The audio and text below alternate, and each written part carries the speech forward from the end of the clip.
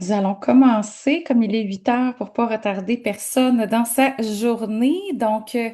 Bonjour à toutes et à tous. Merci d'être avec nous ce matin là, pour ce webinaire présenté dans le cadre du programme Podium Défense de STIC. Je m'appelle Cynthia Côté. J'aurai le plaisir d'animer cette rencontre ce matin. Avant de débuter, deux petits rappels pour vous. Donc, ce webinaire est enregistré et nous vous invitons à utiliser la fonction questions-réponses située au bas de votre écran ou le clavardage là, pour transmettre vos questions, tout au long du webinaire. Notre invité aujourd'hui, ça fera un plaisir de répondre à vos questions là, à la toute fin. On a réservé une période de 20 minutes pour cela. Aujourd'hui, nous aurons l'occasion d'explorer les bases essentielles du secteur de la défense avec Patrick Sirois, président et fondateur de Triode, qui partagera son expertise acquise auprès de nombreux donneurs d'ordre et entreprises qui évoluent dans cet écosystème. Deux petits mots de bienvenue pour commencer. Tout d'abord, j'invite Richard Blanchet de STIC à prendre la parole pour son mot d'ouverture. Oui, bonjour. Est-ce que vous m'entendez? Oui, bonjour tout le monde. Alors, merci d'être là ce matin pour ce premier webinaire. Quelques mots premièrement sur STIC. STIC, c'est le plus grand réseau manufacturier au Québec. Nous comptons 600 membres actifs dans plusieurs secteurs manufacturiers, dont celui de la défense et de la sécurité. Et notre mission, en fait, c'est d'aider les entreprises à développer leur réseau d'affaires, donc clients, fournisseurs et partenaires, également à s'améliorer. C'est pour ça que le programme Podium Défense cadre très bien avec notre mission. En effet, Développement économique Canada nous accorde un financement de près de 2 millions afin de mettre en place ce programme Podium Défense qui vise à sensibiliser les entreprises au secteur de la défense et de la sécurité et aussi à mieux les outiller pour être en mesure de répondre aux exigences et aux occasions d'affaires qui se présenteront. Donc aujourd'hui, ce webinaire-là est dans le cadre du volet sensibilisation. Donc il y aura, comme ce matin, des webinaires, des activités en personne. Et également, nous aurons un portail d'informations pertinentes pour le secteur de la défense et de la sécurité qui va s'ouvrir très bientôt. Et le volet amélioration, lui, va permettre à 30 entreprises d'augmenter leur niveau de préparation, servir le secteur de la défense. Donc, ce programme-là va être déployé un peu plus tard cet été. Donc, il va compter un diagnostic d'entreprise adapté pour le secteur de la défense et de la sécurité, et également une enveloppe pour mettre en place des projets qui va rendre les fournisseurs plus aptes à répondre aux besoins de donneurs d'ordre. Alors, d'ailleurs, ce programme-là est réalisé grâce à l'appui de Développement économique Canada pour la région du Québec. Et donc, là-dessus, je vais céder la parole à Marie-Claude de DEC. Merci, Cynthia. Bonjour, merci beaucoup, M. Blanchette. Alors, c'est Marie-Ève Harvey, directrice générale à Développement économique Canada. Donc, je suis très fière et DEC est très fière d'appuyer cette initiative-là que DEC finance dans le cadre de son initiative d'investissement pour la défense. Alors, en effet, ce programme-là que DEC met en place a pour objectif d'appuyer les entreprises à intégrer les chaînes d'approvisionnement du secteur de la défense, à développer leur compétitivité, tout ça. Alors, nous offrons des contributions remboursables aux entreprises pour les aider à finalement percer ce marché-là.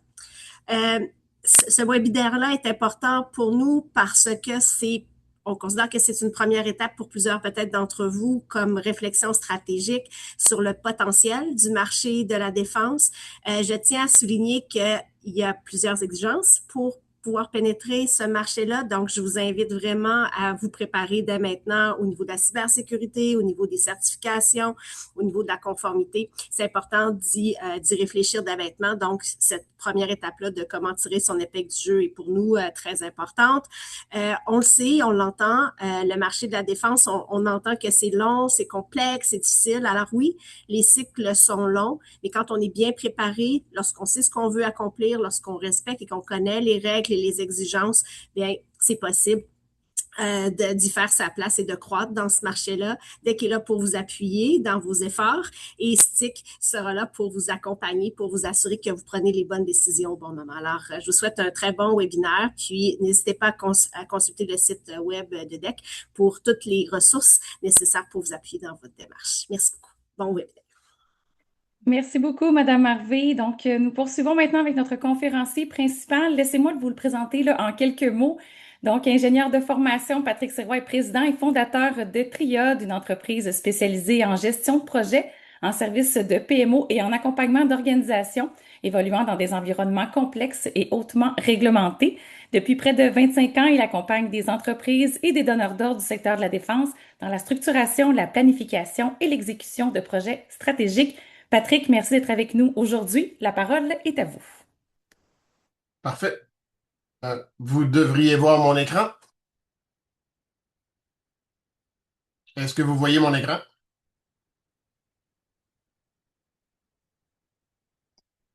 Parfait. Oui, Bon, excellent, merci. Bon, Patrick Sirois, on se spécialise en gestion de projet.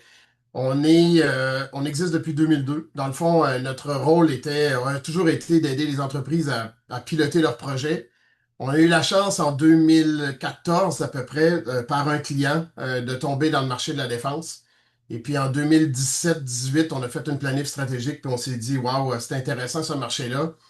On devrait mettre plus d'efforts. Fait que depuis 2017-2018, c'est des efforts soutenus qu'on fait dans le marché de la défense pour développer ce marché-là avec l'aide de certaines personnes en ligne que vous allez qu'on va vous présenter un peu plus tard. Et ce que ça permet de faire aujourd'hui, ben, c'est sûr qu'on est dans un contexte, j'en parle dans une minute, mais ça nous a permis de prendre un élan là-dedans. Aujourd'hui, c'est 76% de notre marché, c'est la défense. La défense étant principalement, vous allez voir dans la prochaine slide, des projets terrestres, des projets navals, quelques projets aéronautiques, mais principalement des projets terrestres et navals.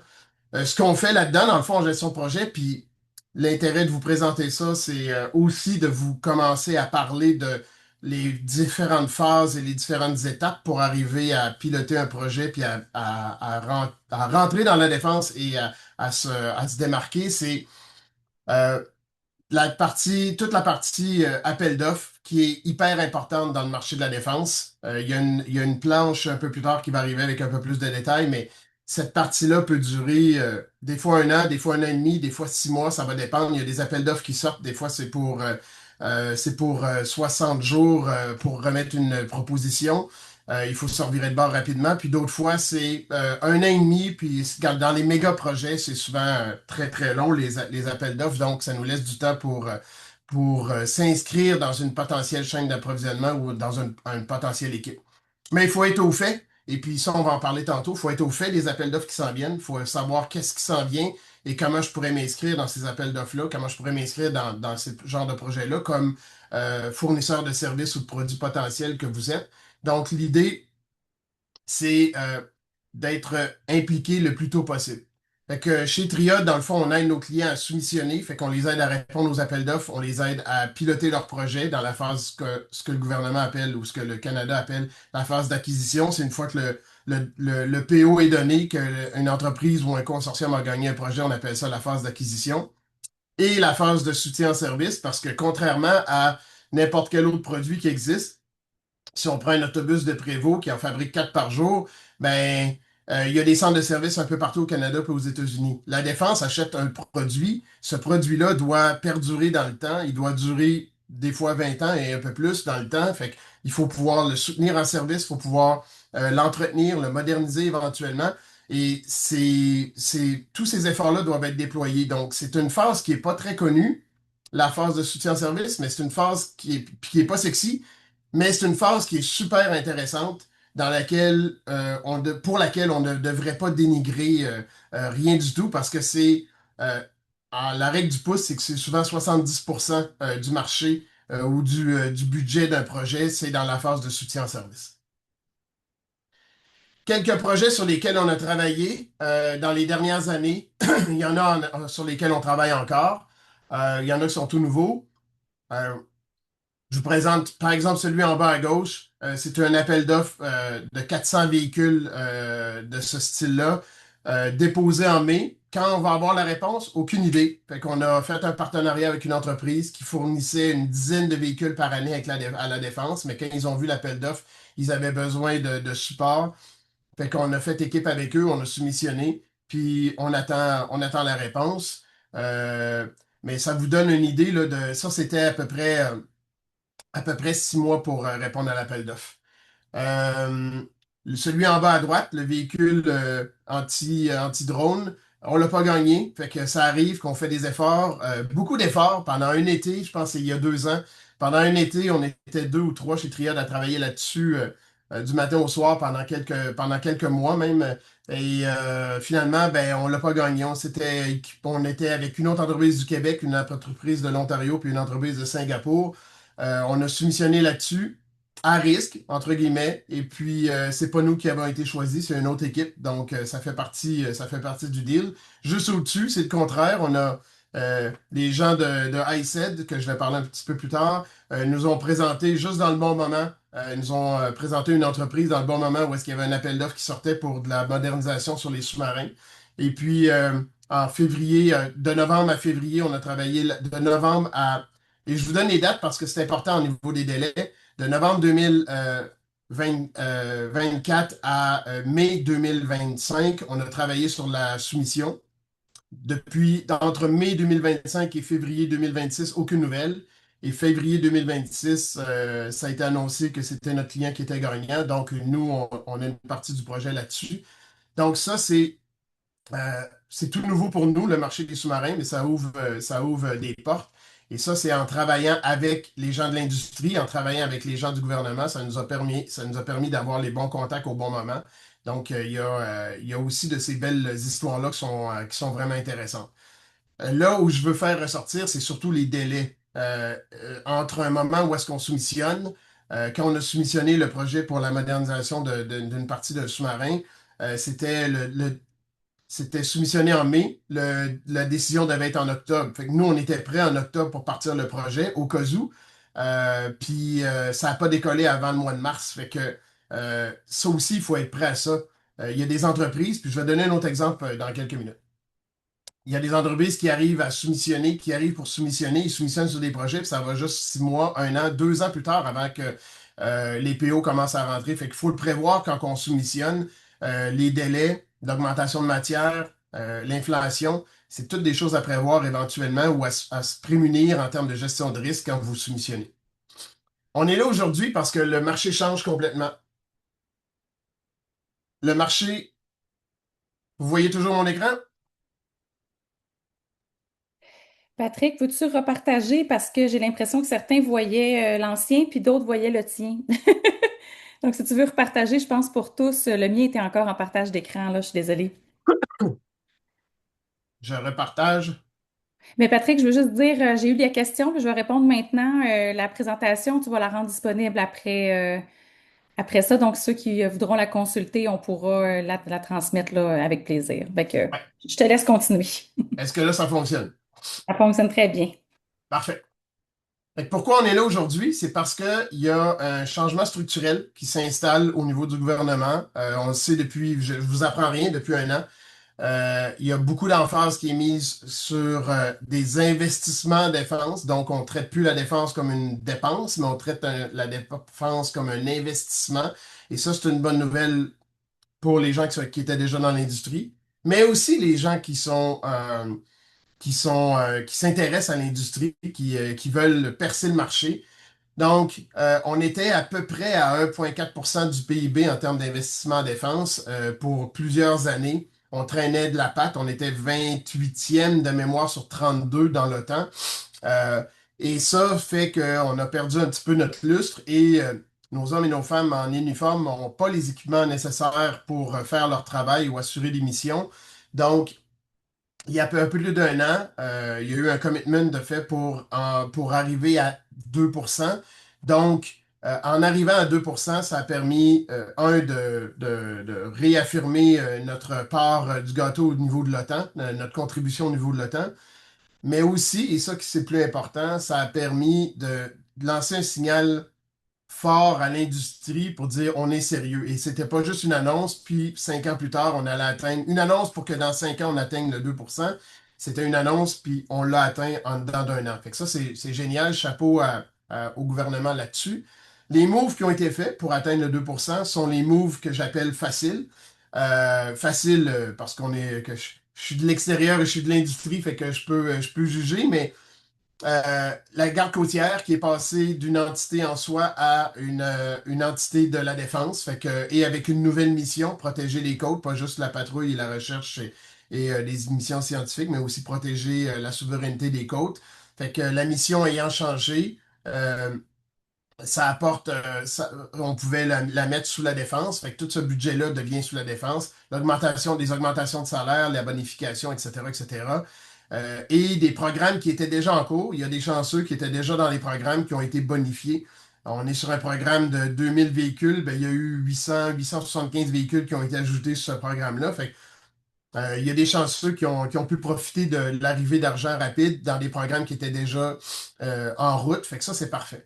Maintenant, pour passer de 2% à 3,5%, c'est une autre paire de manches parce que, et ça, c'est annuel. Donc, ça va demander un ajustement à tous les niveaux.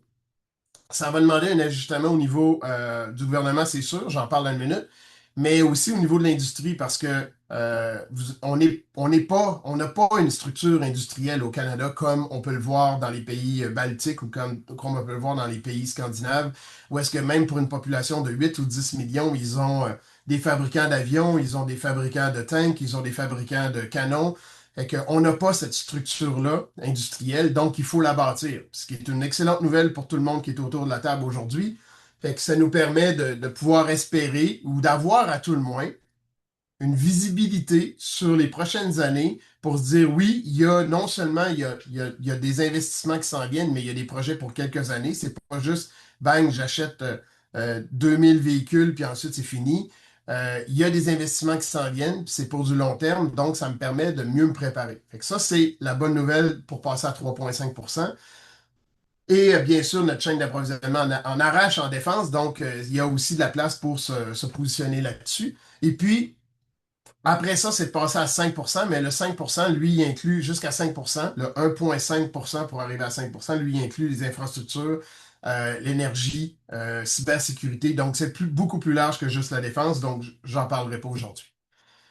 Il y a une stratégie industrielle qui a été, j'allais dire, il y a une nouvelle stratégie industrielle qui a été annoncée au mois de février, mais en fait, c'est une stratégie, on n'avait pas de stratégie industrielle en défense, donc il y a une stratégie industrielle en défense qui a été annoncée en février, qui a été publiée en février. Je vous invite, c'est de mémoire 30-40 pages, ça vaut la peine de le lire pour voir c'est quoi les priorités, pour voir euh, c'est quoi le plan de match, le roadmap qui s'en vient.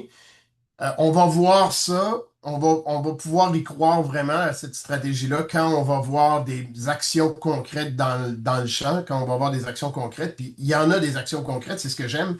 Je vous donnerai deux anecdotes un petit peu plus tard sur euh, deux situations qui sont arrivées récemment où est-ce que c'était vraiment provoqué par la stratégie industrielle de défense. On n'avait pas vu ça auparavant.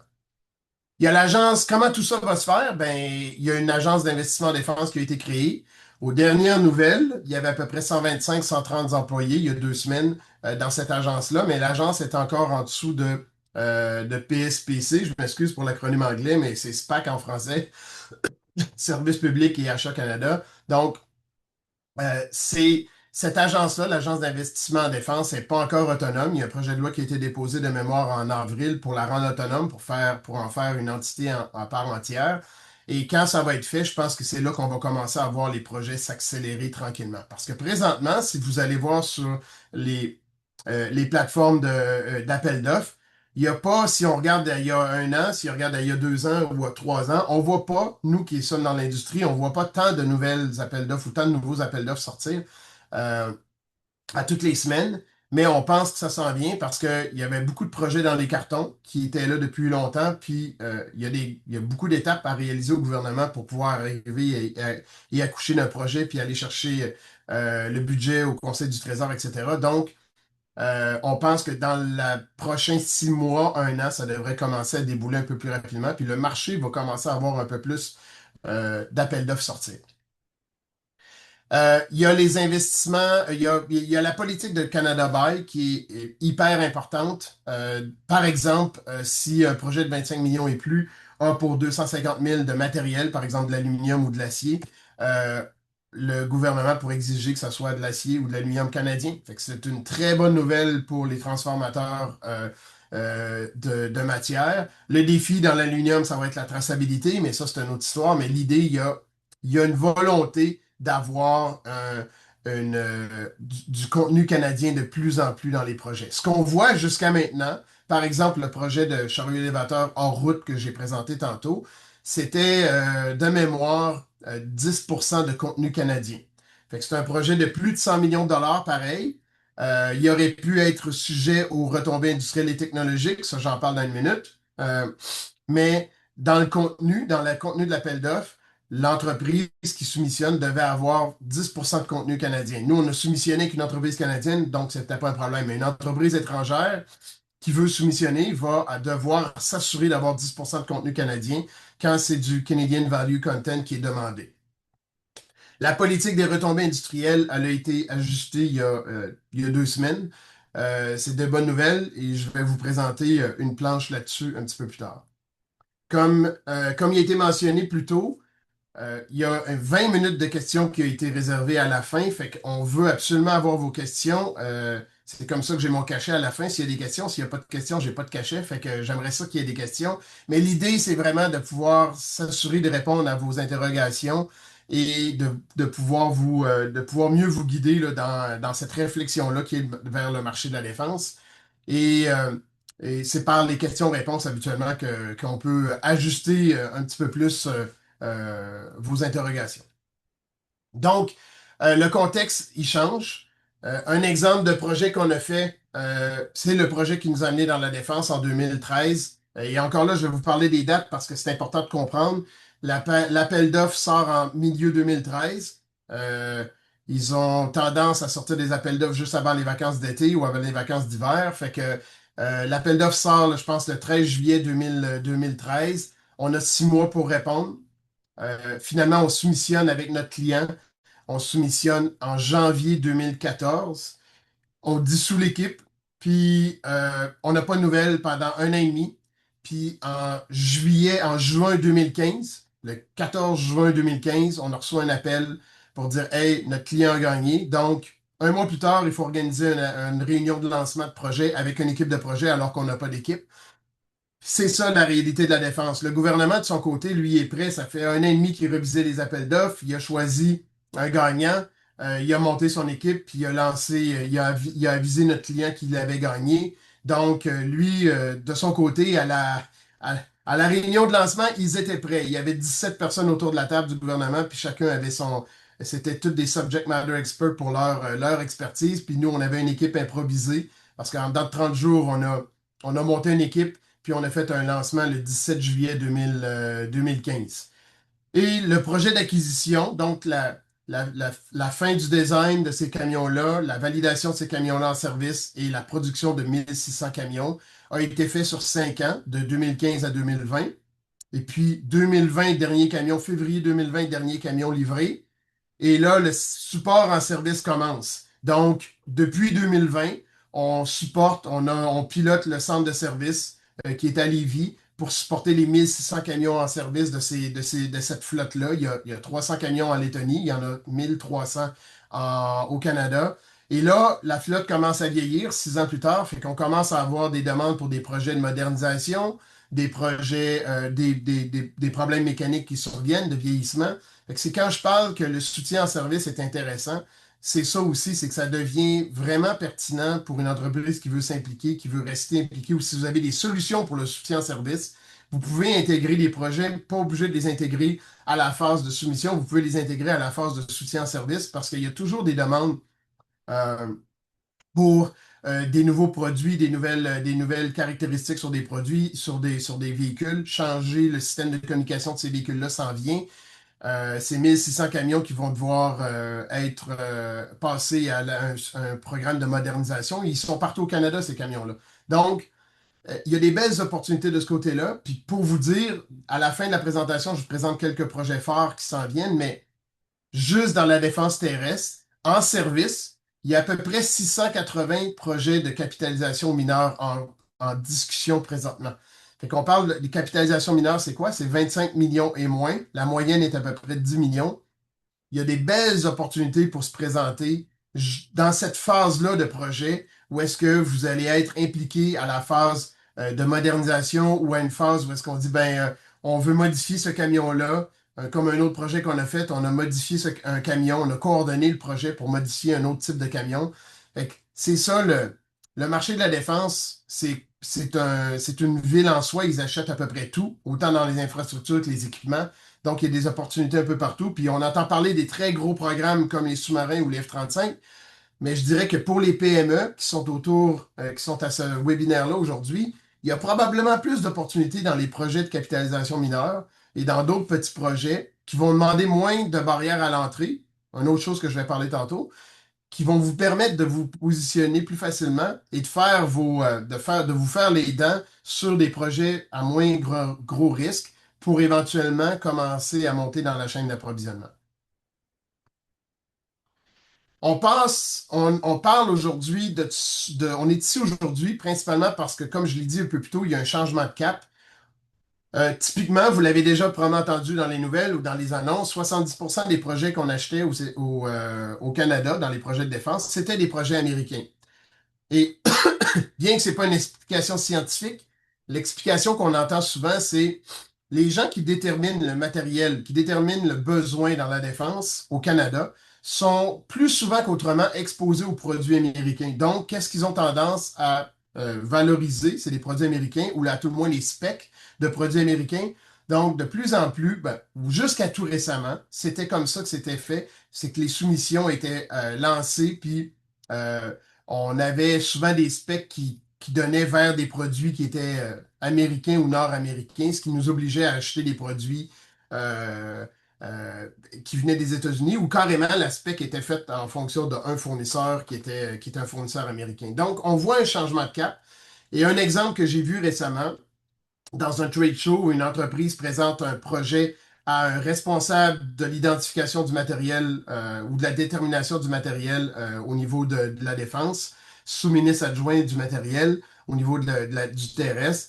Le produit est présenté, le produit est génial, la personne au niveau en uniforme trouve ça intéressant, puis il pose une question que j'avais jamais entendue auparavant, c'était Hey, la batterie, elle vient de où?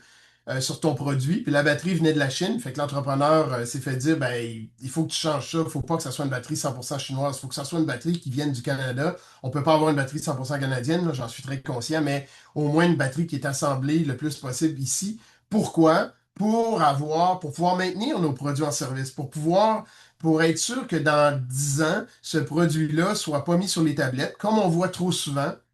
Ce qu'on voit souvent dans la défense, c'est qu'ils ont une flotte de 1000 véhicules. Il y en a 200 qui sont stationnés parce qu'ils ont un bris. Puis au lieu de faire la paperasse pour les réparer ou parce qu'ils n'ont pas de budget, ben, quand un véhicule est brisé et qui est stationné à côté du garage, puis qu'il y a un deuxième véhicule qui casse un miroir, ben, ils ont tendance à cannibaliser. Fait que, on voit beaucoup ça, la cannibalisation dans les flottes de véhicules ou les flottes de produits. Là, je parle de véhicules, mais c'est n'importe quel produit.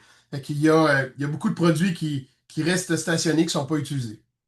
Donc, ce qu'on voyait dans le projet qu'on a fait dans le passé, ce qu'on a fait, c'est qu'on a pris une base roulante qui existait en Europe, qui était le minimal qu'on pouvait importer au Canada.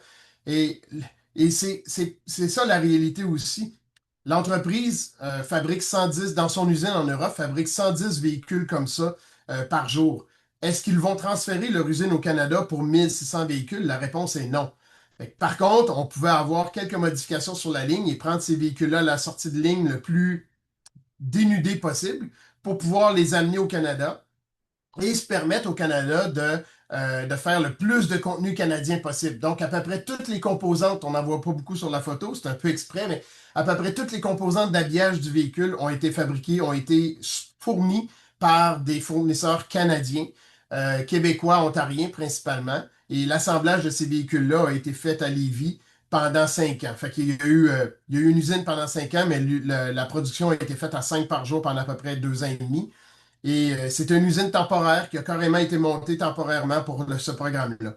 Ce qu'on veut, le changement du gouvernement, c'est donner plus de visibilité pour qu'une usine comme ça puisse perdurer, pour elle puisse après ça fabriquer des chars d'assaut, fabriquer des véhicules de soutien aéroportuaire, Fait que c'est un petit peu ça l'idée du gouvernement, c'est de donner avoir plus de budget, donner plus de prévisibilité, de visibilité sur les programmes qui s'en viennent pour pas qu'on fasse des pop-up comme ça, des usines pop-up pour faire de l'assemblage, créer du contenu canadien, puis après ça, on ferme tout, puis on perd l'expertise. Il y avait 85 employés dans cette usine-là.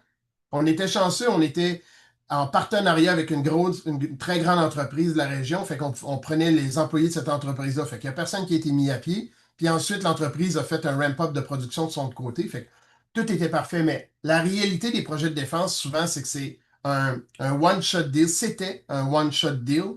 Et puis après ça, on était pris à dire, OK, qu'est-ce qu'on fait? On ferme l'usine ou on continue? Puis il y a beaucoup d'entreprises qui sont dans la défense depuis des années, qui vivotent, entre guillemets, parce que c'est la réalité c'était la réalité du marché de la défense. Aujourd'hui, peut se permettre d'espérer que ça soit différent.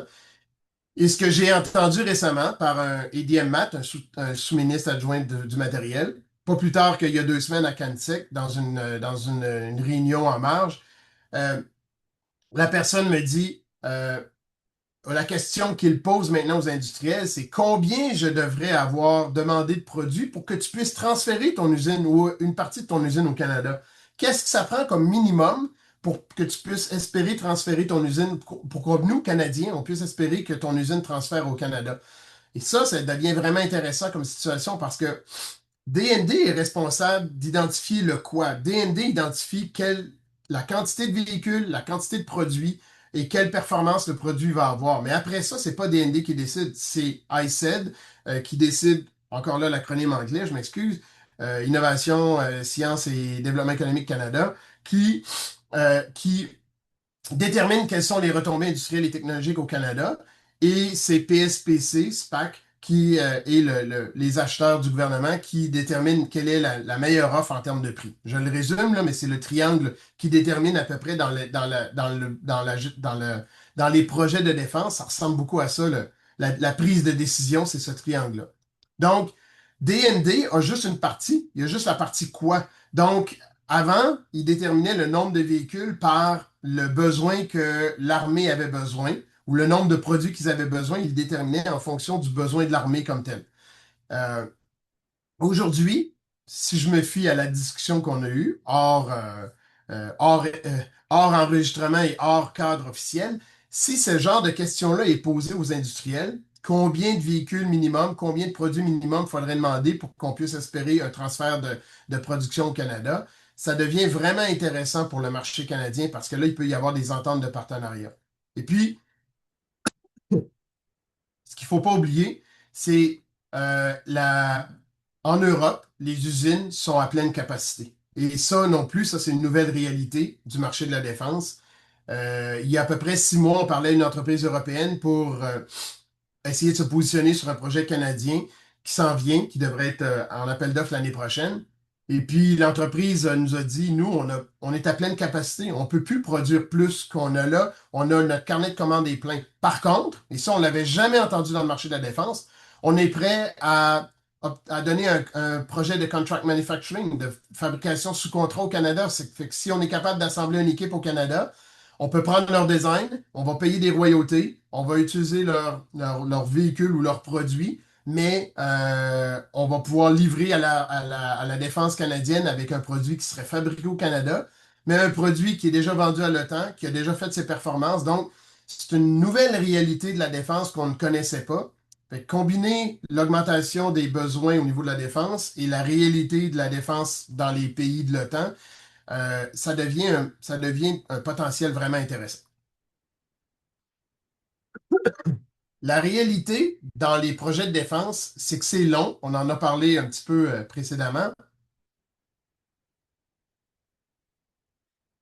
Ce que je vous ai présenté pour le projet de véhicule de soutien moyen, c'est ce qui est ici, ce qui est à droite dans le tableau, c'est cette phase-là, la phase d'appel à soumission, d'appel à proposition.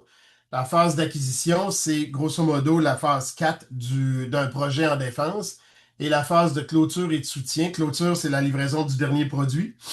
Et le démarrage du soutien en service, c'est la phase 5. Fait que vous pouvez imaginer en amont, il y a beaucoup de travail à faire pour l'identification des besoins, l'analyse des différentes options. Et c'est à cette étape-là qu'il est important, vous, si vous avez une technologie, si vous êtes dans des systèmes ou des sous-systèmes ou des produits un petit peu plus finis, pas de la sous-traitance nécessairement, mais si vous êtes dans des produits semi-finis ou dans des systèmes que vous pouvez fournir à la défense, c'est à cette étape-là, à l'étape d'analyse des options, qui est le plus important de commencer à s'impliquer. Parce que c'est là qu'on va commencer à avoir des RFI, des Requests for Information au marché, où est-ce que la Défense va carrément lancer un appel au marché pour dire, Hey, on a l'intention de penser à des chariots élévateurs. Qu'est-ce que le marché peut offrir? C'est quoi les technologies actuelles? Il y a un projet qui s'en vient pour des simulateurs pour former les soldats sur l'utilisation des équipements de construction dans le corps d'ingénierie.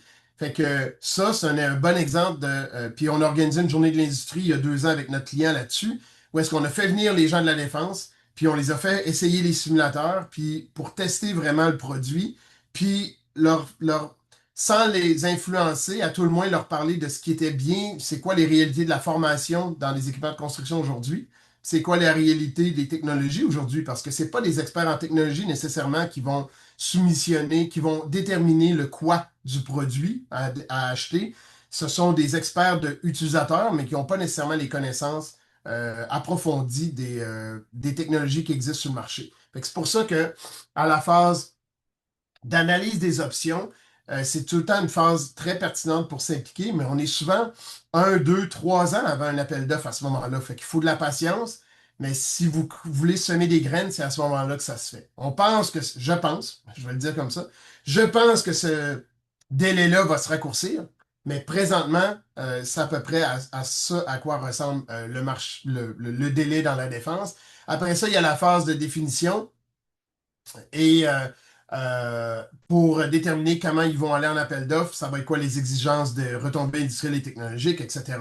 Ça va au Conseil du Trésor une fois que le budget est approuvé. C'est là qu'il y a des appels d'offres qui commencent à sortir. Fait que juste l'étape, j'ai pas mis la slide qui vient du gouvernement, mais juste l'étape de 1 à 3 ou 4, là, ça peut être 4 à 5 ans dépendant des projets. Ceci dit, il y a beaucoup de projets qui sont sur la planche à dessin. Ce que j'appelle la planche à dessin, c'est de 1 à 3 depuis plusieurs années. Fait qu'on pense que c'est là que ça va s'accélérer un petit peu. La demande s'accélère à plein niveau. Euh, il y a un niveau que j'ai pas, ou une industrie que j'ai pas encore parlé aujourd'hui, c'est les infrastructures. Euh, il y a des équipements qui sont en cours d'acquisition. Fait que c'est sûr que le gouvernement va renouveler ses acquisitions en termes de produits. Mais il ne faut pas oublier. Puis dans le Canadian Armed Force Outlook, où est-ce qu'une fois par année, au mois d'avril, l'armée canadienne présente une grande partie de ses projets majeurs sur l'évolution de ses projets majeurs et les priorités pour l'année suivante. Ce qu'on a senti, surtout pour l'Air Force, c'était la recapitalisation de beaucoup, beaucoup d'infrastructures dans le Nord. Fait que si vous avez des solutions pour fournir les projets d'infrastructure et de construction dans le Nord, c'est probablement les premiers projets qui vont débouler. C'est un autre silo, je vais l'appeler comme ça, là, c'est un autre silo dans la défense. Ça passe pas par les mêmes types d'appels d'offres que les projets de plateforme. Les projets de construction, c'est géré par Construction Defense Canada ou Défense Construction Canada.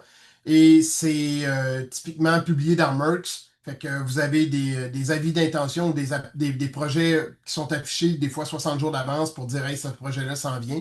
Puis après ça, c'est des appels d'offres typiques de construction.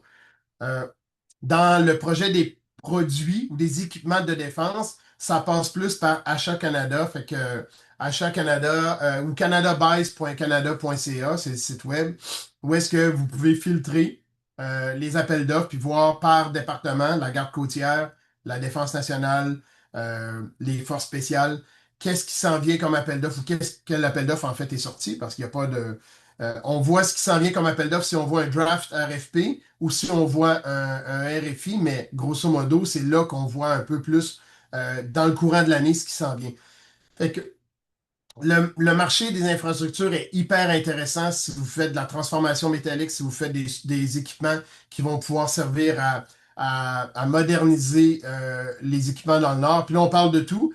Puis la défense voit ça aussi comme une deuxième, comme un 2 pour 1, c'est-à-dire qu'en solidifiant les infrastructures dans le Nord, que ce soit des nouvelles génératrices, accumulateurs d'énergie, nouvelles bases militaires, ou pas de nouvelles bases, ben oui, nouvelles bases militaires, mais surtout modernisation des bases militaires existantes ou des infrastructures portuaires existantes ou aéroportuaires existantes. Ce que ça permet aussi d'assurer une meilleure présence dans le Nord, d'assurer notre souveraineté et d'améliorer l'accès à des infrastructures de plus haut niveau aux communautés qui sont déjà là. Fait que il y a il y a un paquet d'avantages à faire ces projets-là d'infrastructures dans le Nord pour que ce soit NORAD, Over the Horizon ou des infrastructures comme l'amélioration des ports. Fait il y a des belles opportunités de ce côté-là, puis il ne faut pas les négliger. Fait que le message est surtout que si vous regardez juste dans Merckx, puis je vais parler des portes d'entrée dans la défense dans une minute, mais si vous regardez juste dans Merckx, vous avez seulement une partie du portrait de ce qui s'en vient dans la défense. Les projets de la défense, c'est beaucoup publié sur Achat Canada. Il y a, il y a quelques portes d'entrée différentes. Moi, ce que j'aime résumer, c'est comme ça. Euh, il y a 5 portes d'entrée dans la défense qui pourraient vous intéresser. C'est pas scientifique, c'est de mon cru avec les années, de notre cru chez Triode avec les années, c'est ce qu'on voit. Il y en a peut-être qui vont dire qu'il y en a d'autres. Il n'y a aucun problème avec ça. Mais généralement, pour les industriels, c'est grosso modo, c'est ce qu'on voit. Si vous avez un produit qui est existant, qui est qui remplace facilement une technologie existante à la défense, qui ne demandera pas de changement de procédure ou de doctrine, comme les militaires parlent, à ce moment-là, vous pouvez cogner à la porte de l'état-major. L'état-major, c'est qui? C'est les gens qui vont déterminer la définition des produits, justement les sous-ministres adjoints matériels. Il y en a typiquement plusieurs, mais il y a 3 grandes catégories, air, le naval, le aérien et le terrestre. Donc, il y a 3 grandes portes d'entrée au niveau de l'état-major. Il y en a d'autres, là, mais c'est grosso modo, si on le résume, c'est à peu près ça. Et ça permet, par exemple, une entreprise de Montréal qui a développé un détecteur de fumée. Donc, des détecteurs de fumée dans les campements, il y en a partout, mais un détecteur de fumée incluant du AI qui pouvait détecter des mouvements, gérer des entrées-sorties ou à tout le moins monitorer des entrées-sorties, monitorer la vibration, monitorer le son, etc. Fait ils ont inventé un détecteur de fumée pimpé aux stéroïdes. Et puis, ce qu'ils ont fait, c'est qu'ils ont parlé directement à l'état-major. Puis, aujourd'hui, leur produit est utilisé et testé dans différentes fonctions. Puis, éventuellement, vont peut-être prendre son essor puis devenir un produit standard. Tant mieux. Ça, c'est une belle porte d'entrée. Si vous avez un produit qui est généralement assez, je ne veux pas dire commodité, mais assez standard.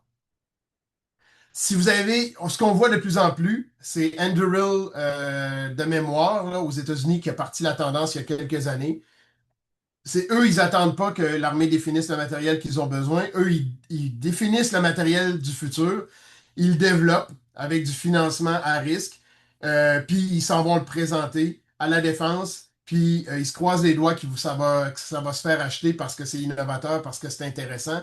Fait que c'est l'argent qui mène le monde dans ce marché-là. Mais il y a une nouvelle entreprise au Canada qui essaie de faire la même chose.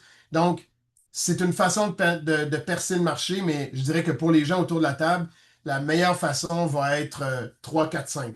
Fait que la porte numéro 2, c'est l'innovation. Vous avez une innovation technologique où vous êtes capable de régler une solution intéressante. Il y a plusieurs fois par mois, même aujourd'hui. Avant, c'était quelques fois par année, mais il y a 2 programmes. Il y a IDES, qui est géré par le Canada, et il y a Diana, qui est géré par par l'OTAN. Diana, on a un pied à terre à Halifax, fait que ça devient vraiment intéressant. C'est des appels à solutions. Ils définissent un problème, puis si vous gagnez, vous présentez un mémoire ou un projet, puis si vous gagnez, vous pouvez aller chercher une tranche de 200 000 pour monter votre projet puis prouver la solution. Si ça fonctionne, vous pouvez aller chercher une autre tranche, 1 million, 2 millions, pour amener un projet à maturité. Si vous êtes familier avec les TRL, les Technology Readiness Level, ce ne sont pas nécessairement des technologies matures. On parle de technologie 5-6 pour vous amener à 9. Donc, ce pas des technologies qui sont déjà industrialisées, c'est pas des technologies, certainement pas des technologies qui sont déjà sur le marché. Mais c'est un axe très intéressant si vous voulez percer le marché. Il y a quelques entreprises du Québec qui sont là-dedans puis qui roulent leur boss là-dedans. Puis c'est surtout des startups, mais ça devient intéressant. Vous pouvez devenir un prime contractor. Comme j'ai parlé tantôt, on n'était pas le prime contractor, mais pour le camion anti-drone, on a soumissionné à risque. On a fait un consortium de 4 entreprises. Une de ces entreprises-là était ce qu'on nous on appelle le prime contractor. Fait que c'est avec son nom qu'on soumissionnait, puis l'équipe était présentée après. si vous êtes une entreprise de moindre taille et dépendant du projet aussi, on s'entend, vous pouvez soumissionner directement un appel d'offres. Les appels d'offres de petite capitalisation sont bien sûr plus faciles pour vous faire la main dans le marché de la défense, mais si vous voyez un gros projet qui peut être intéressant, ça peut toujours être pertinent de soumissionner. C'est tout ce que je vous proposerai d'avance, bien d'avance, c'est de télécharger un ou deux appels d'offres qui ont été lancés d'à peu près de projets dans la même envergure récemment pour vous faire la main à savoir est-ce que je comprends ce qui est écrit là-dedans, est-ce que je comprends les exigences. Quand c'est des projets de plus de 25 millions, habituellement, par exemple, le Canada va exiger à même la soumission de présenter un plan de gestion de projet, un plan de support intégré logistique en service, un plan de propriété intellectuelle. Donc, c'est assez costaud comme demande. Fait que si vous voulez être un prime contractor, vous répondre directement à l'appel d'offres, ça se fait. C'est une autre façon de rentrer dans le marché. Je pense que ce qui est plus pertinent pour les gens autour de la table aujourd'hui, c'est 4 et 5, c'est-à-dire fournir au prime contractor ou au tiers 1 des services, des solutions, des sous-systèmes, par exemple, assemblés, qui vont s'intégrer dans des chaînes d'approvisionnement, mais à plus haut niveau à valeur ajoutée. Et ça, je pense, c'est accessible. Si vous êtes déjà un fournisseur de différentes grandes entreprises au Québec, au Canada, c'est tout à fait accessible pour vous. Vous fournissez Prévost, vous fournissez Novabus, Alstom, Bombardier ou BRP. Euh, c'est pas une marche très haute à passer pour rentrer dans la défense. Puis je vais parler des barrières à l'entrée ou des normes dans quelques minutes. Mais c'est faisable, c'est jouable. Il faut juste savoir c'est qui sont les joueurs impliqués, quels sont les projets qui s'en viennent, comment vous pourriez vous positionner dans ces projets-là. La dernière porte, c'est la porte la plus simple, c'est vraiment intégrer une chaîne d'approvisionnement. Vous faites de la peinture, vous faites de la découpe laser, vous faites du CNC de précision, etc. Vous pouvez percer le marché de la défense sans aucun problème. Là, c'est juste de trouver le bon joueur clé qui va vous intégrer, probablement. Et ce qui va être à surveiller, c'est euh, quels sont les requis qui vont vous demander de répondre, parce que ce n'est pas tous les requis qui vont vous être exigés nécessairement. Ça, j'y arrive dans une minute. Les retombées industrielles et technologiques sont là partout ailleurs dans le monde. On appelle ça des offsets. Au Canada, en 2017, on avait un autre programme avant ça. Euh, on appelle ça des retombées industrielles et technologiques. Il y a le triangle qui décide de qui a des projets au Canada ou la façon de gérer les projets au Canada, c'est DND qui choisit le quoi. C'est PSPC, les acheteurs du gouvernement qui choisissent la meilleure proposition en termes principalement de budget et des autres critères légaux. Et le troisième branche, c'est ICED qui détermine les retombées que doit avoir le projet au Canada. Là, il y a des gens d'ICED sur la ligne, fait que moi, je vais le faire de façon très entrepreneuriale, la présentation. L'idée, c'est d'avoir, si une entreprise gagne un projet de 100 millions au Canada, peu importe d'où vient l'entreprise, elle doit avoir 100 millions de retombées au Canada. Fait que la version simple, c'est ça. Euh, la version un peu plus détaillée, c'est comment on fait pour avoir 100 millions de retombées au Canada. Je reviens à l'exemple du camion militaire que je vous présentais plus tôt. C'était pas sur le même régime, mais pour simplifier les choses, je vais faire comme si c'était sur le même régime, c'est-à-dire la même politique. Comment on a fait pour avoir 100% de retombées industrielles et technologiques? Dans ce temps-là, c'était retombées industrielles et régionales. Comment on fait pour avoir 100% de retombées industrielles et technologiques si on importe une base roulante de l'Europe qui vaut X milliers de dollars? Ça, déjà là, dans mon projet, ça fait 1600 camions à X dollars. Donc, c'est une grosse partie qui est pas canadien comme contenu. Fait que la façon de faire, c'est d'avoir des multiplicateurs. Donc, l'entreprise qui gagne peut utiliser des multiplicateurs, c'est-à-dire faire de la R&D. Dans notre cas, ça a été ça. Là, on a présenté un projet de R&D pour un véhicule électrique. Fait que ça a permis de compenser pour la base roulante qu'on importait, le contenu qui était non canadien. Et quand on fait des projets de R&D, ben, c'est x10 la mise. Donc, un projet de R&D d'1 million va donner 10 millions en retombées industrielles et technologiques.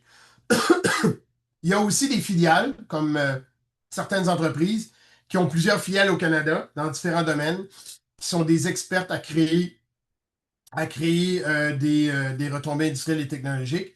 Fait que, ce que je vous présente à l'écran, c'est la nouvelle mouture des retombées industrielles et technologiques. Ce n'est pas scientifique. Encore là, je vous réfère au site web qui est dans le bas. C'est peut-être petit à votre écran, mais vous allez l'avoir après la présentation en PowerPoint. Si vous allez voir le site de ICED Canada pour les retombées industrielles et technologiques, vous allez avoir l'information. Il n'y a malheureusement pas de formation qui existe euh, sur ce principe-là, sur cette politique-là. Il y a quelques livres qui en parlent, des livres écrits par des firmes canadiennes. Euh, Grosso modo, si vous êtes une PME, vous avez un certain levier, c'est-à-dire que dorénavant, une entreprise une entreprise qui a un donneur d'ordre, un prime contractor qui utilise une entreprise canadienne qui est une PME, va recevoir deux fois la mise, donc va recevoir deux fois la valeur du contrat qu'ils vous ont donné. C'est important pour vous, les retombées industrielles et technologiques comme industriels qui s'intéressent au marché de la défense pour deux raisons. De un, c'est un levier pour vous. C'est pas le seul levier, c'est pas le premier levier que je mentionnerai, mais c'est un levier pour vous. La deuxième raison, c'est une obligation pour les prime contractors. Mais la deuxième raison, c'est que vous allez avoir à être confronté à ça tôt ou tard si vous avez un contrat avec une entreprise dans la défense. À chaque année, ils vont vous demander de faire un rapport sur les retombées industrielles et technologiques que vous avez générées dans l'année. Fait que là, vous devez aller voir dans vos livres combien vous avez eu de valeur, combien vous avez facturé, etc., etc. Donc, ça vous expose à ça. Puis il y a plusieurs façons d'arriver à. Il y a plusieurs multiplicateurs, nouveaux multiplicateurs dans la nouvelle mouture de 2026 qui a été lancée il y a deux semaines. Fait que c'est vraiment intéressant. Donc, c'est hyper pertinent de savoir que ça existe pour vous comme industriel et vous allez être exposé à ça tôt ou tard. Il y a des barrières à l'entrée. C'est un marché exigeant, mais c'est pas insurmontable. Les principales exigences, le programme des marchandises contrôlées est de plus en plus, en fait, est demandé. C'est quoi une marchandise contrôlée? C'est pas de la défense. C'est un produit, un software, un dessin, un code, source ou quoi que ce soit qui appartient au gouvernement. Donc, si vous êtes exposé à, oui, la défense, mais il y a des projets de défense qui ne sont pas control good, qui ne sont pas marchandises contrôlées, ou il y a des projets de défense qui deviennent marchandises contrôlées. Puis le même produit, anecdote, le même produit peut être tantôt marchandises contrôlées et tantôt non contrôlées. La peinture, par exemple, la peinture sur les camions militaires ou la plupart des véhicules militaires tactiques que vous voyez, c'est de la peinture infrarouge résistante aux agents chimiques. On appelle ça de la peinture CARC, C-A-R-C. Ben, quand elle est sous forme liquide, quand Benjamin Moore la vend sous forme liquide, c'est un control good, c'est une matière contrôlée.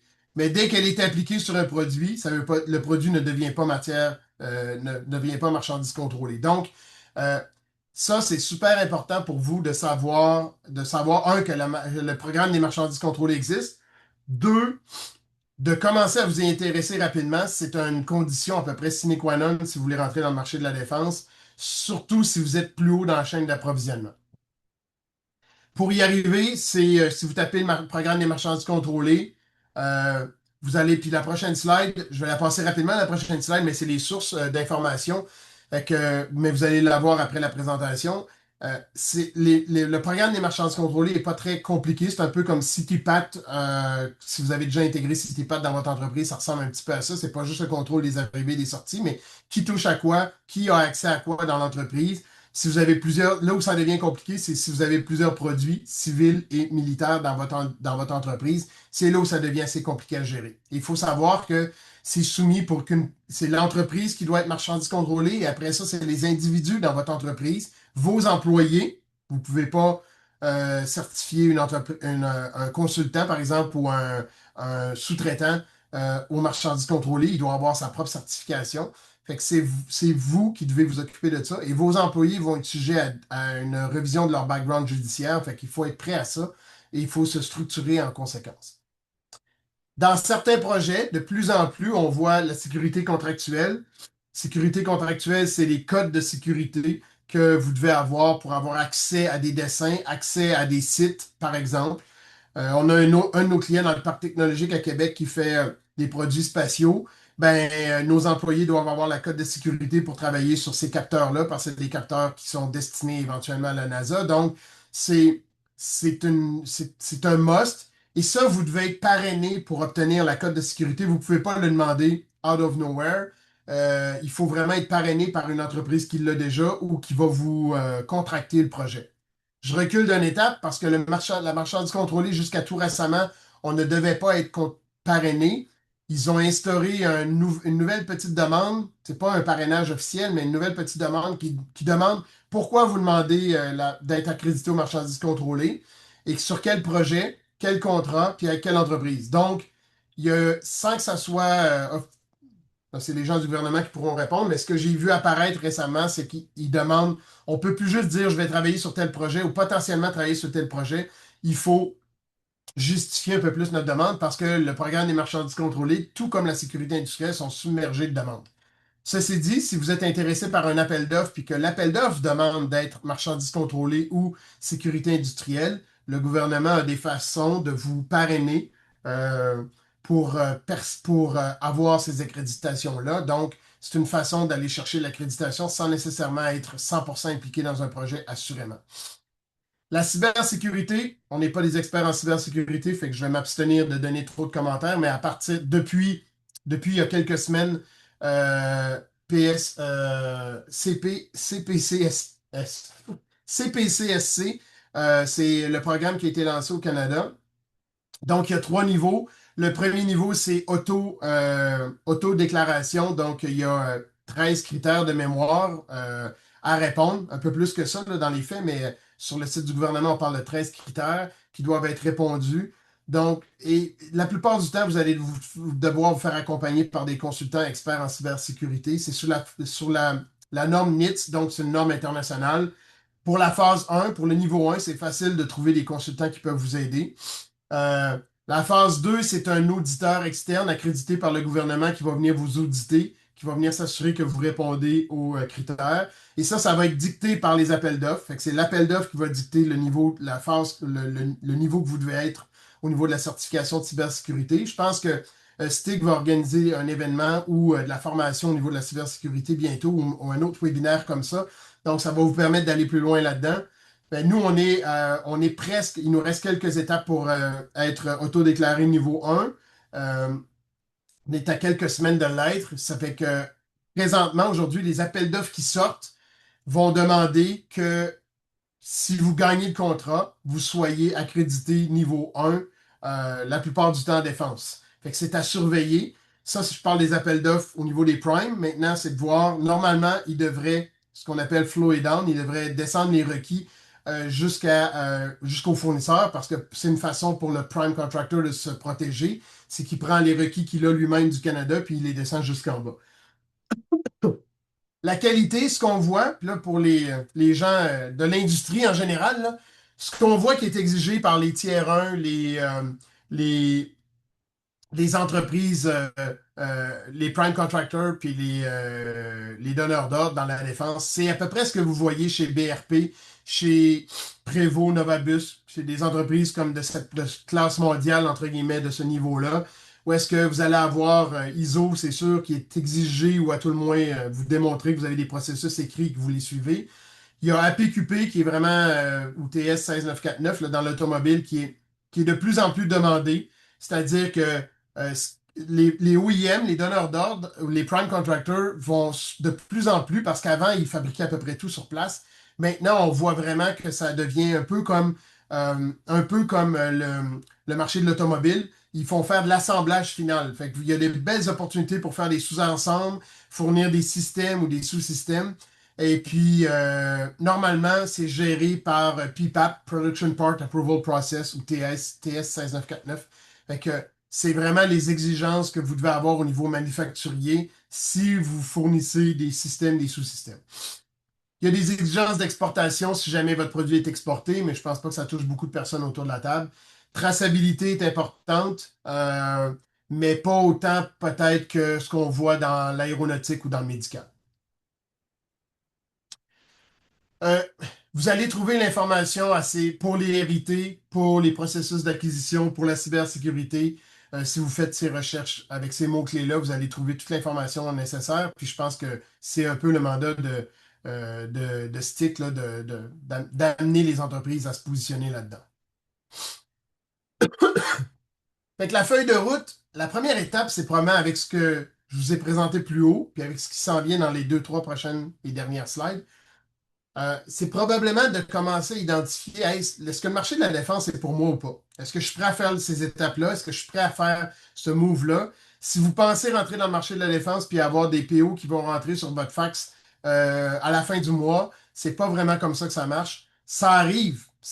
Quand on a été présenté par les gens d'ICED à l'entreprise européenne, il y avait un appel d'offres qui devait sortir 2 semaines plus tard. Effectivement, l'appel d'offres est sorti, puis on a embarqué sur cet appel d'offres-là, puis aujourd'hui, on est sur ce projet-là grâce à cette réunion-là dans un événement. Mais, mais on les compte sur les doigts de la main, ces projets, ces succès-là. La plupart du temps, c'est du travail de longue haleine. C'est du travail de quelques mois, à tout le moins, pour semer les graines. Et tout là, je le dis avec précaution, parce que ça dépend toujours où est-ce que vous êtes dans la chaîne d'approvisionnement. Moins c'est risqué pour un donneur d'ordre de vous donner du travail, plus c'est facile de percer le marché. C'est comme n'importe quoi. Fait que euh, je pense que la première étape, c'est de vous poser la question, est-ce que c'est un bon fit pour moi? Puis est-ce que je suis prêt à faire les étapes? Puis à me faire un plan de match? Puis avoir peut-être une personne dans l'entreprise qui va être responsable du marché de la défense pour comprendre le marché, comme pour... il y a des beaux exemples là, d'entreprises, de petites PME québécoises qui réussissent à percer dans la défense parce qu'ils ont fait leur devoir. Prexar, de mémoire, Optimoul à Thetford, fait les efforts. Ils sont dans les événements, ils sont allés chercher leur accréditation.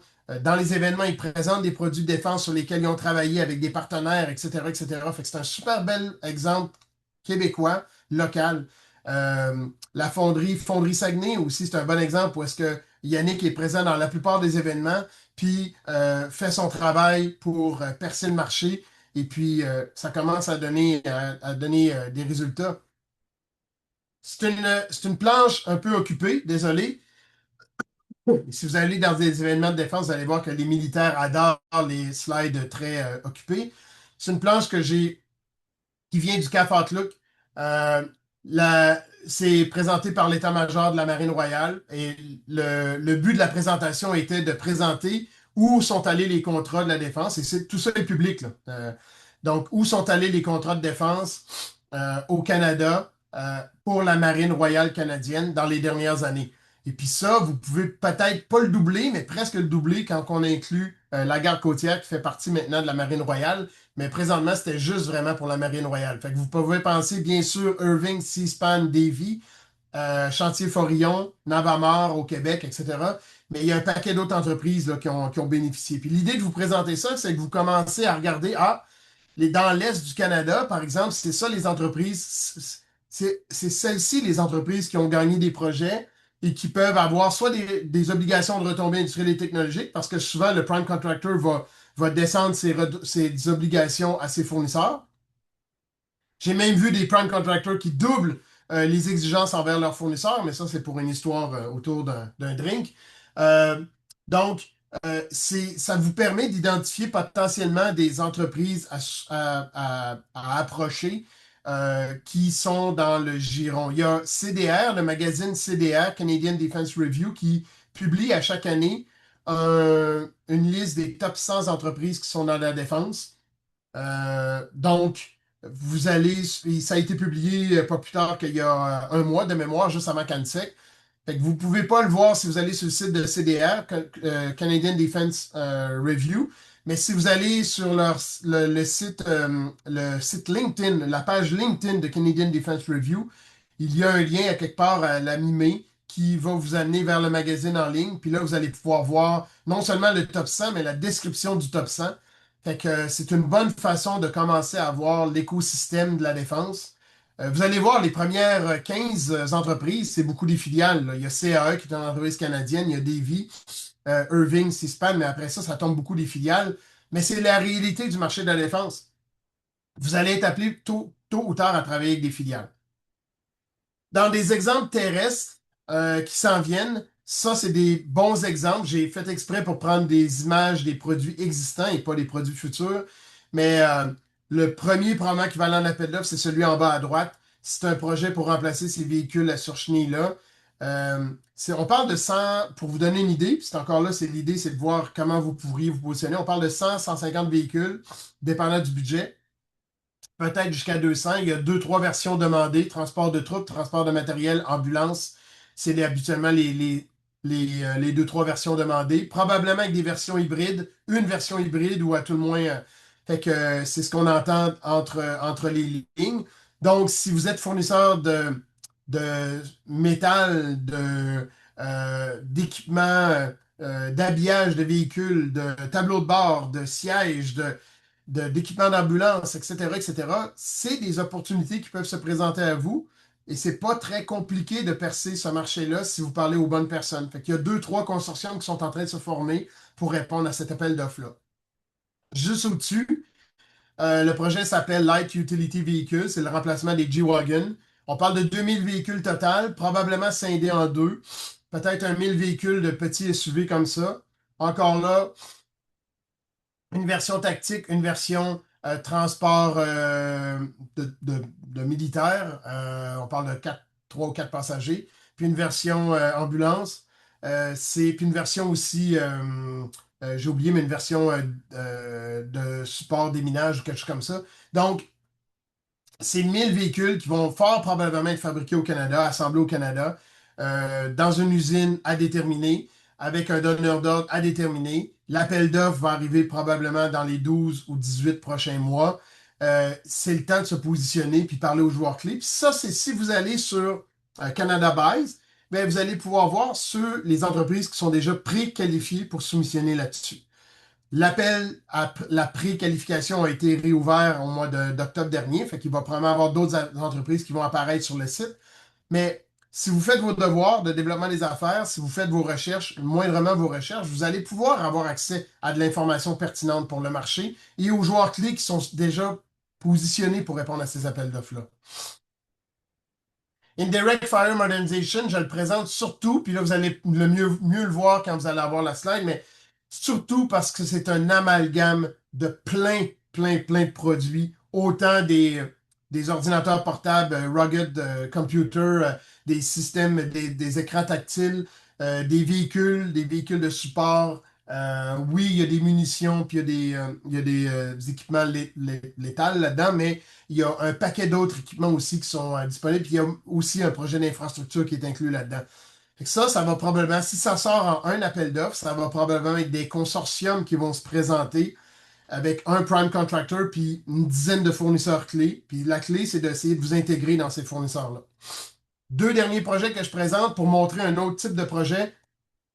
À gauche, c'est des cuisines mobiles, tout simplement. 88 cuisines mobiles qui vont être dans des conteneurs ou dans un système. Il ne faut pas se fier aux images nécessairement. C'est souvent des images juste pour représentation. C'est un projet de 5 à 10 millions. Fait qu'il y a peut-être des gens sur l'appel qui pourraient répondre à ça directement comme prime contractor. Fait que je vous invite à aller voir, suivre ces mots-clés-là dans Canada Buys, d'aller voir, de downloader ou de télécharger des appels d'offres similaires pour commencer à vous faire la main sur les requis. Euh, c'est comme ça que la compagnie de chariots élévateurs hors route nous a appelés parce qu'il y avait plein de requis qu'ils ne connaissaient pas, même s'ils fournissaient déjà à la défense. Mais ça va vous permettre de bien vous préparer. Puis vous avez probablement, si vous êtes une entreprise de certaine maturité, vous avez probablement déjà une bonne partie de ce qu'il faut.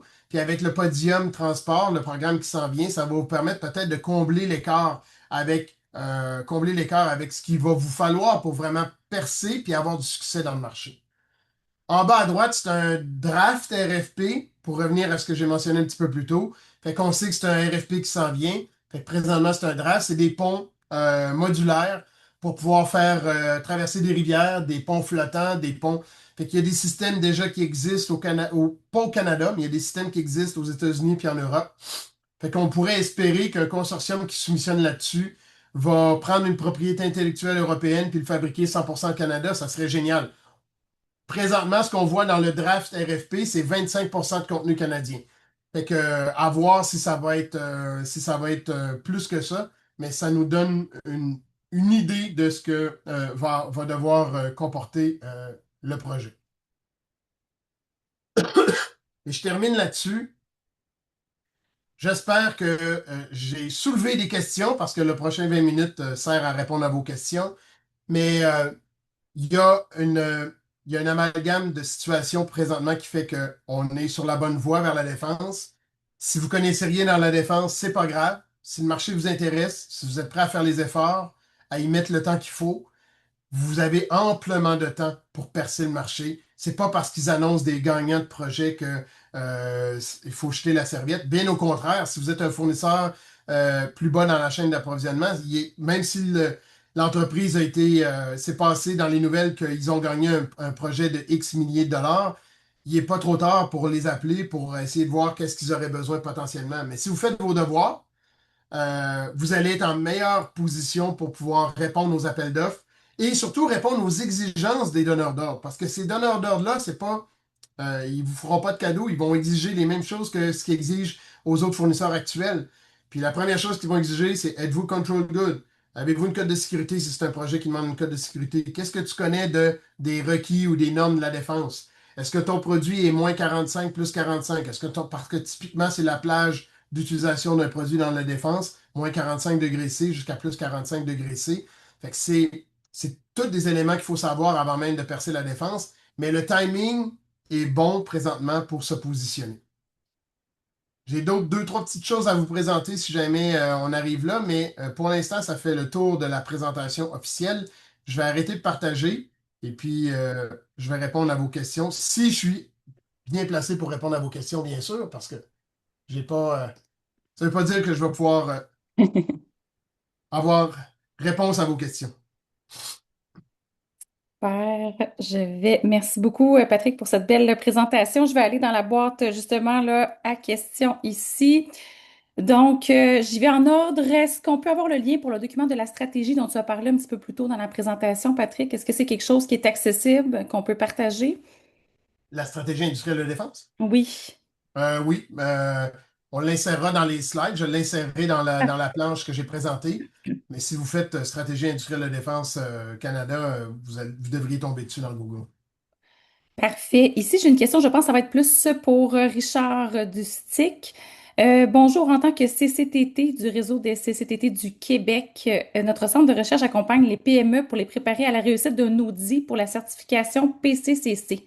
Est-ce qu'il existe des subventions ou de l'aide financière pour les PME afin de faciliter financièrement cet accompagnement? C'est une excellente question. Écoute, dans notre programme Podium Défense, c'est l'argent des projets d'amélioration pour être utilisé pour ça. Mais là, attention, on a de la place pour 30 entreprises, on ne pourra pas prendre tout le monde. Écoutez, on va se renseigner, là. Je ne connais pas aujourd'hui d'autres programmes là, qui peuvent faire ça.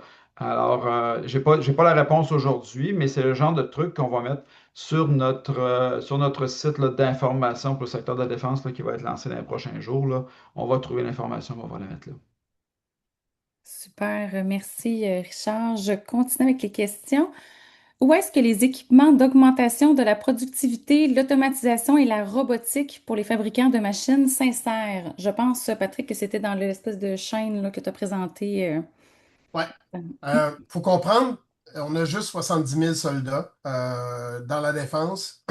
Une grosse flotte de véhicules, c'est 2 000. Euh, des projets qui vont demander de l'automatisation.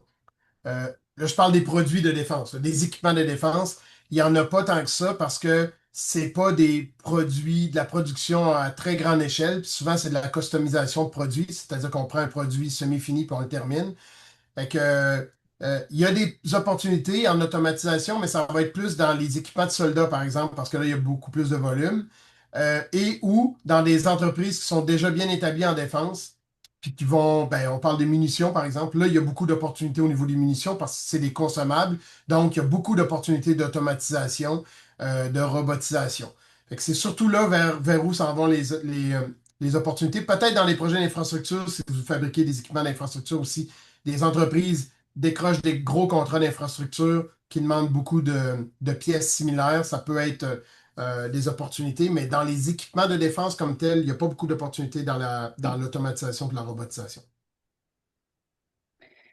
Parfait, merci. Question sur le dual use. Est-ce possible d'élaborer sur le contexte dual use et les enjeux pour les entreprises qui veulent aborder ces contextes d'approvisionnement et quels sont les aspects de risque et défis à considérer? Euh, Là, je lance un avertissement parce que moi, je suis de l'industrie et on est à la fois des consultants, mais on est aussi beaucoup on travaille avec les donneurs d'ordre. Le mot dual use existe à peu près pas dans la défense. Là, je parle du marché de la défense. Le mot dual use existe à peu près pas. Puis pourtant, il y a des produits qui sont dual use à tous les jours. Le produit que vous avez vu, le camion militaire, c'est un produit qui est courant en Europe. C'est un produit civil qu'on a militarisé et canadienisé. Fait que, premier point, puis ça, c'est 100% Patrick Sirois qui le mentionne. C'est pas. Fait que, on entend peu parler de dual use, puis on voit pas beaucoup d'appels d'offres qui parlent de produits dual use dans le marché. Ce qu'on voit, c'est des produits qui vont être justement militarisés, puis etc. Le défi que vous allez avoir est au niveau des marchandises contrôlées. Dès qu'un produit a un axe militaire, même s'il est utilisé dans le civil, ben, il devient control good, il devient marchandise contrôlée. Fait que là, vous devez, même si vous ne voulez pas nécessairement faire de projet de défense, vous allez devoir vous conformer à certaines normes et certaines exigences réglementaires.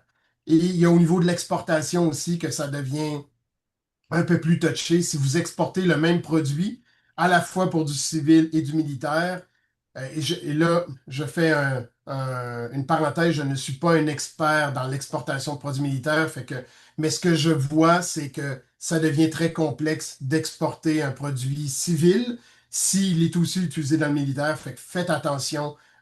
C'est une réflexion stratégique que vous devez avoir, puis il y a des gens beaucoup mieux placés que moi qui peuvent vous aider pour soit au gouvernement ou soit des consultants qui ont cette expertise-là. Parfait. Prochaine question. Pour des fournisseurs de services, formation sur mesure et rehaussement de compétences et non de fabrication, est-ce que les opportunités sont publiées sur les mêmes portails que pour les produits? La réponse courte est oui. Si vous voulez offrir directement au gouvernement puis ça, c'est un élément clé, la formation, là, parce que faut pas oublier qu'un nouveau produit qui rentre dans la défense va exiger des formations de formateurs, des formations d'utilisateurs, des formations de gens d'entretien, des formations de gens logistiques. Fait qu'il y a de la formation partout dans la défense. C'est un mot qu'on voit souvent, puis il y a des belles opportunités. Les RIT, puis là, j'ai pas devant moi l'information, mais si c'est nouveau là, il y a 2 semaines. Mais si l'entreprise donneur d'ordre offre des projets de formation, il y a un multiplicateur pour ça, fait que ça devient intéressant.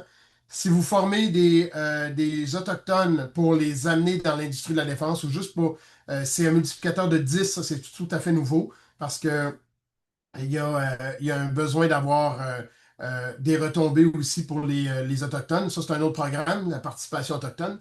Donc, je dirais que oui, il y a des belles opportunités. Il y a des opportunités à deux niveaux au niveau de la formation, directement pour répondre aux appels d'offres, si vous voulez travailler avec le gouvernement, mais directement aussi avec les donneurs d'ordre ou les tiers 1 qui ont besoin de monter des formations parce que si je fournis une génératrice à la défense, j'ai besoin d'avoir une formation qui vient pour former le formateur dans la défense, qui va former des utilisateurs pour utiliser ma génératrice. Donc, il y a de la place pour de la formation un peu partout dans la défense.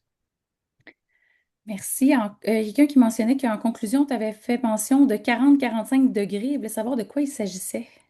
Que les produits typiques dans la défense doivent résister à un spectre de température d'utilisation de moins 45 degrés à plus 45 degrés. Donc, si vous fournissez une génératrice, pour reprendre cet exemple-là, ou même juste un réservoir qui va dans la génératrice, qui est peut-être plus logique au Canada, on n'a pas d'usine de génératrice, mais euh, vous fournissez une génératrice, ben, votre génératrice, elle doit démarrer et vous devez démontrer qu'elle va démarrer à moins 45.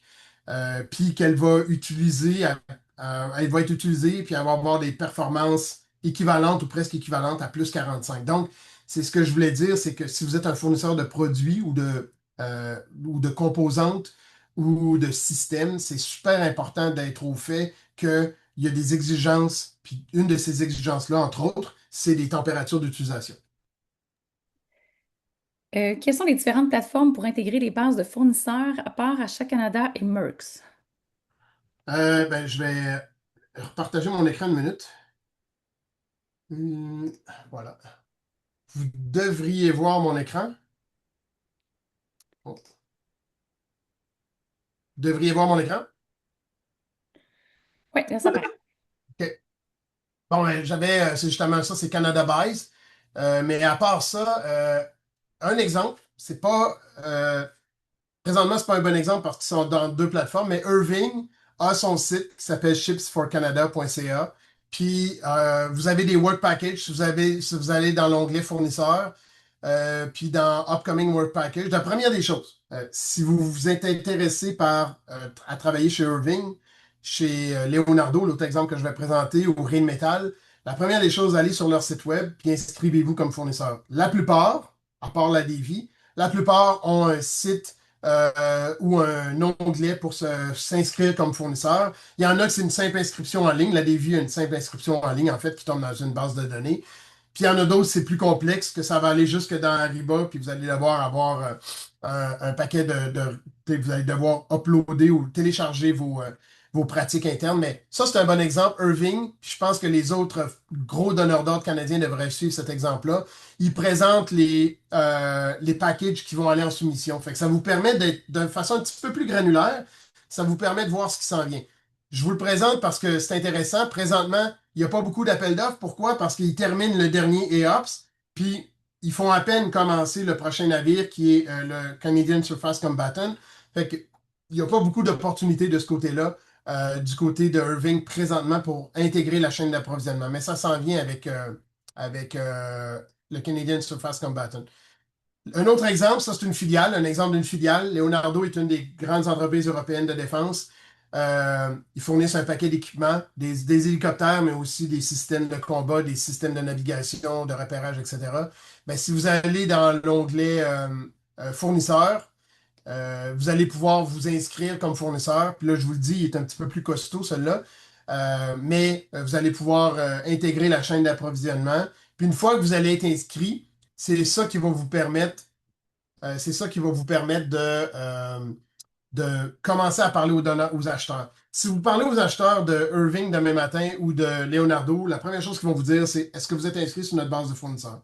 Si la réponse est non, la discussion va arrêter là. Fait que la clé, j'ai parlé de CDR, le Canadian Defense Review. Ben, allez voir, cibler 10 entreprises là-dedans avec qui vous pourriez travailler parce que vous connaissez mieux que votre entreprise que personne que tout le monde autour de la table. Fait que ciblez 10 entreprises avec qui vous pourriez travailler, allez voir leur site web, inscrivez-vous sur leur euh, portail fournisseur, puis ensuite commencez vos démarches, puis c'est comme ça un petit peu que vous allez faire vos armes.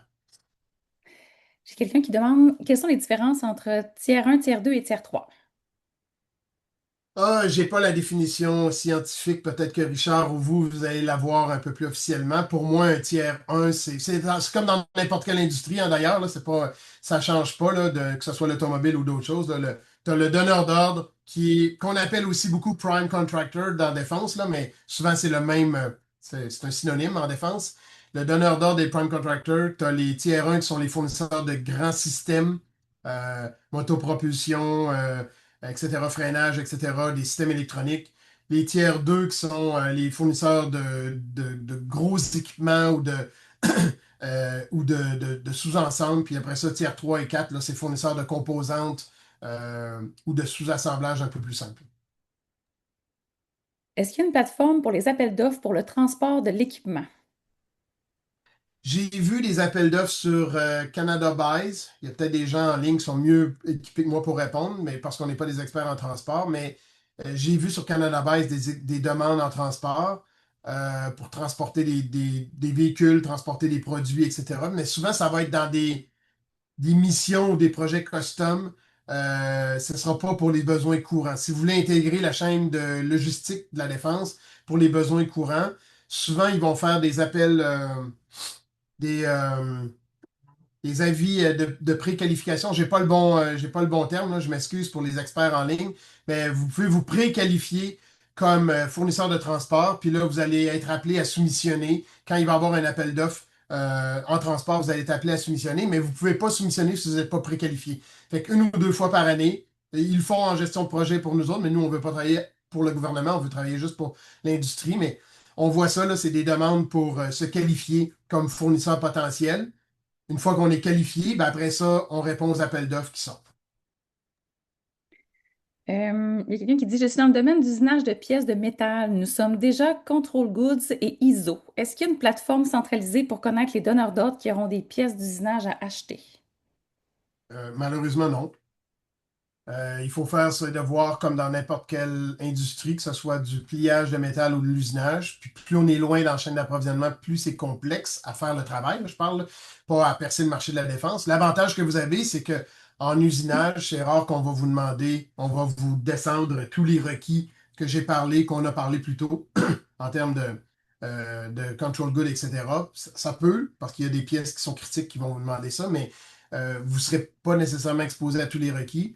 Mais c'est, comme j'ai dit à une entreprise de Sherbrooke récemment, c'est typiquement, vous avez un rayon dans lequel vous pouvez servir vos produits selon vos services, selon la difficulté ou la facilité de transport, puis le genre de service après-vente que vous avez besoin. Si vous faites un rayon de 200-300 km autour de votre usine, puis vous combinez ces données-là avec le top 100 des entreprises en défense, puis vous voyez que 3-4 entreprises en défense dans votre rayon d'entreprise, ben, il y a peut-être un potentiel de cogner à leur porte directement. Ce serait la meilleure façon de faire, je pense. Participer, j'en ai pas parlé. Participer à des événements, ben, celui-ci, c'en est un, mais qui est un petit peu plus trans-industrie. Mais participer à des événements sectoriels. C'est critique si vous voulez percer le marché. Les deux exemples que j'ai donnés, Fonderie Saguenay puis Prexor, là, Optimal, c'est des bons exemples qui font exactement à la lettre ce qu'il faut faire. C'est une bonne façon de percer le marché. Fait que si vous êtes dans l'usinage, allez rencontrer. Puis quand je parle de. C'est pas les salons industriels, là, si vous voulez percer la défense, c'est vraiment des salons de défense. Il y en a quelques-uns au Canada. Malheureusement, il n'y en a pas beaucoup au Québec. STIC organise quelques activités, dont celle-ci, mais aussi à l'automne, là, le forum, le symposium sur la défense, qui est une bonne place à aller pour être exposé au marché de la défense. Mais participer aussi à des activités sectorielles, ça vaut la peine. Est-ce que la souveraineté infonuagique fait partie des priorités de la défense nationale? Je ne suis pas un expert dans la cybersécurité, fait que premier avertissement. Le deuxième, c'est que je pense que oui, il y a un besoin de ce côté-là, mais on voit beaucoup d'Amazon et de d'autres fournisseurs dans les shows. Ils sont déjà, je pense, 75% du marché infonuagique. Si je me souviens bien, une statistique que j'ai vue il y a 2 semaines, c'est Amazon qui le fournit à la défense. Fait que c'est à voir, je ne sais pas comment ça va s'intégrer, mais oui, il y a un besoin d'avoir une souveraineté sur les données, tout comme les produits. Quelqu'un dit, si nous fournissons des pièces dans le domaine militaire, est-ce que ceci peut nous handicaper pour vendre des pièces similaires du côté civil? Nous exportons déjà beaucoup en Chine. Je ne voudrais pas que le petit volume militaire me bloque avec les grands volumes en Asie. Je vais être obligé d'utiliser un ricochet vers quelqu'un qui pourra répondre. Mais non, sans blague, je suis pas la meilleure personne pour répondre, puis je voudrais pas me commettre dans une réponse comme ça. Je pense qu'il faut consulter soit un expert en exportation qui va connaître la défense, qui va pouvoir vous aider puis vous accompagner dans une décision comme ça. Il faut juste faire attention pour pas que vos produits soient ITAR. Ça, c'est la défense américaine. Ça, c'est un petit peu plus contraignant. Mais je vous recommanderais d'aller vers des experts en la matière. Parfait. Combien de temps doit-on prévoir pour obtenir la certification Control Goods? Fut un temps, fut un temps que c'était quelques mois. La dernière fois que j'ai vérifié, parce on n'avait pas parrainé, mais comme je disais, il y avait des demandes de justifier la demande, puis c'était un de nos fournisseurs, un de nos partenaires. Fait que la dernière fois que j'ai vérifié, c'était 6 mois. Euh, Ça, c'était à l'automne dernier. Fait que faut prévoir plusieurs mois. Puis faut les comprendre, là, ils sont submergés de demandes. Tout le monde veut percer le marché de la défense, fait que c'est juste normal. Le temps pour une dernière question, Patrick. Je suis PMC depuis 2025. Comment puis-je trouver des contrats en usinage CNC? Quelles sont mes portes d'entrée?